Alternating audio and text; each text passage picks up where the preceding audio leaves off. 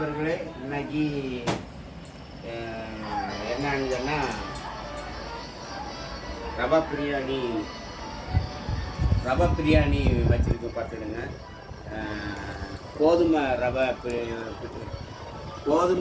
பிரியாணி பார்த்துடுங்க. இன்னைக்கு வச்சுருங்க. பிள்ளைங்கன்னு ஆசைப்பட்ட ரேஷன் கடையிலேருந்து ரவை வாங்கினேன்.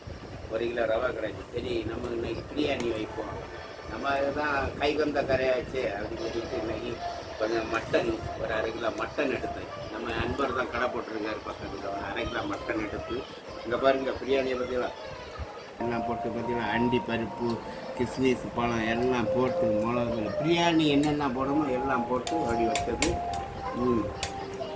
ரொம்ப டேஸ்ட்டாக இருக்கும் ரவை பிரியாணி. அவ்வளோ நேரம் வந்து தேவையான மட்டன் எடுத்துக்கலாம்.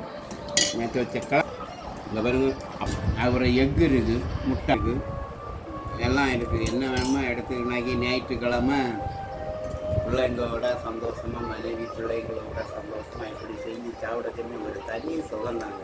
நீங்களும் வீட்டில் இதே விட எல்லாம் சேர்ந்து செய்யுங்க. பிரியாணின்னு கற்று செய்யும்போது ஒரு சந்தோஷம், பிள்ளைங்களுக்கு சந்தோஷம். அதோட சொல்லுது, அப்பா இன்னைக்கு ரொம்ப ஹாப்பியாக இருக்குது. ஏன்னு கேட்டாலும் சரி, நீங்கள் என்ன பிரியாணியெல்லாம் வச்சு தாரீங்க, ரொம்ப சந்தோஷமாக இருக்குது.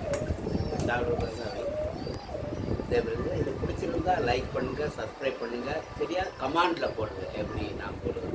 சரி, பாய்.